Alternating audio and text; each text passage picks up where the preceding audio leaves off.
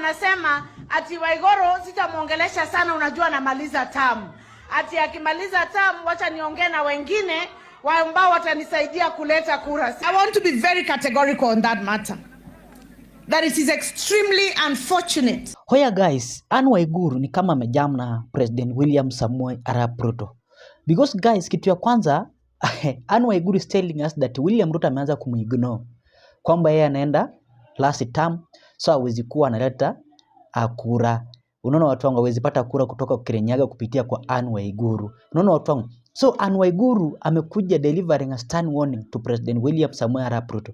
Because kitu ya kwanza guys, kumbuka kuna wakati William Ruto alisema kwamba kutakuwa na deputy president mama, then president akuwe mwanaume. So wakati ambapo impeachment ya Rigathi Gachagua ilianza, Anne Waiguru alikuwa anafurahia.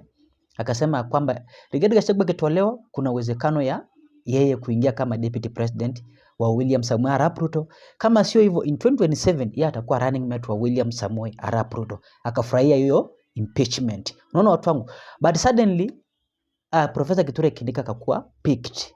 Unaona watu wangu, Anne Waiguru akaanza kuonyesha kwamba William Ruto ni mtu msaliti. Unaona watu wangu.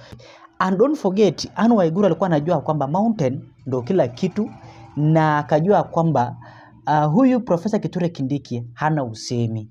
Na yeye yako na usemi, na pia ukiangalia yeye na Rigathi Gachagua, it's like Rigathi Gachagua ndio ako na usemi, then yeye anafuatia. So Anne Waiguru amejam completely, now is delivering message to President William Samoei Arap Ruto. Unaona watu wangu. In fact ameaddress hii story ya Albert Ojwang, hii kifo ya Albert Ojwang, na akasema kwamba kama William Ruto anafanya kitu kaa hii, then itakuwa mara ya mwisho ya William Ruto kuongoza hii taifa la Kenya, because mountain ndio kusema, na wao wakisimama kama viongozi wa mountain, William Ruto hawezi pata even a single vote.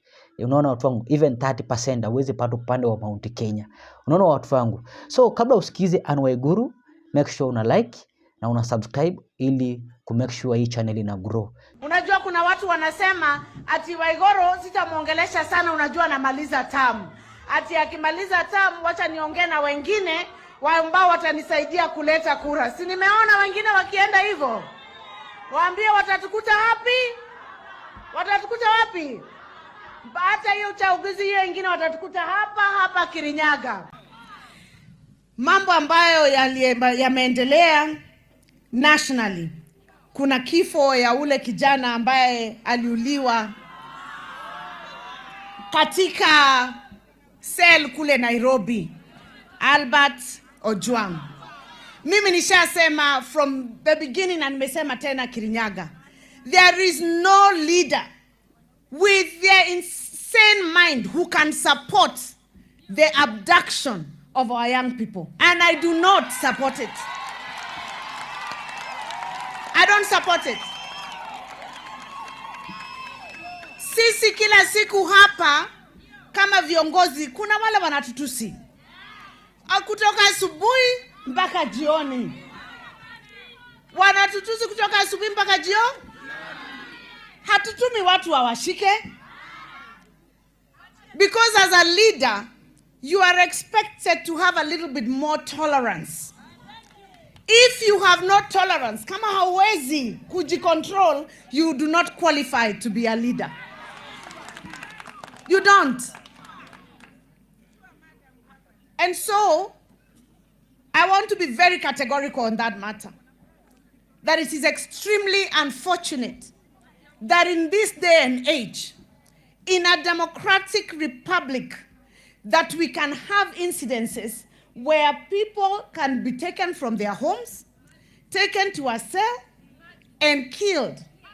And then we start passing the buck from one individual to another. Mimi nasimama na wale tunasema there must be accountability.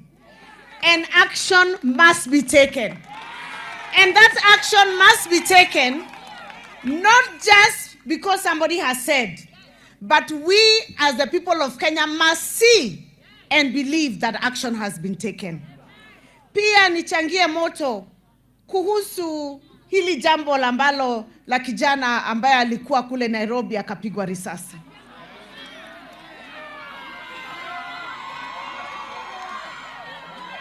Nimeangalia hiyo video mara kadhaa. Nimeangalia video, nikaangalia tena na nikaangalia tena. Na nikasikia kuna watu wanasema ati provocation. Mimi sikuona huyo kijana akiprovoke mtu yeyote. Mimi nimemwona amesimama, lazima kukue kuna matamshi. But there cannot be any justification to take anybody's life, even if you're insulted. There is no justification. Kwa sababu tukisema ati ukikasirika unaweza kufanya, hii nchi itaenda wapi? Kwa sababu wale ambao wako na bunduki ni wengi. Kuna wale wako polisi, kuna reservists na kuna private gun holders. Tukisema mtu ambaye ako na bunduki ukimwongelesha na heshima sana, kwa sababu anaweza kukuua wakati wowote. Tunaweza kubali kweli? We will not allow this country to go into anarchy. That policeman must be held to account. We respect our policemen. Tunawapatia heshima. Na saa zingine mnaweza vutana na watu, especially during demonstration. The reason why there is supposed to be a process of selecting police officers, hiyo training yao ya kuonesha they can endure. You know, there is a training wanaambiwa wakimbie, waende chini kwa matope, wapande miti, is to check whether you have the capability to endure strain. Na wale ambao hawana hiyo capability wasipewe bunduki wakwe wanabeba. Kwa sababu ni sheria na katiba inasema kila mtu ako na haki ya kupicket.